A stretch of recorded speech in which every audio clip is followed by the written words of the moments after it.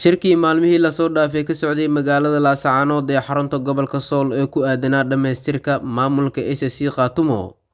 ayaa ugu dambeyn caawa la soo gabagabeeyay waxaana lagu ansixiyay in magaca maamulka cusub ee gobolada Sool iyo Sanaag laga dhigo dowlad goboleedka Waqooyi Bari Soomaaliya iyada oo sidoo kalena ergadu ay ansixiyeen dastuurka dowlad goboleedkaasi.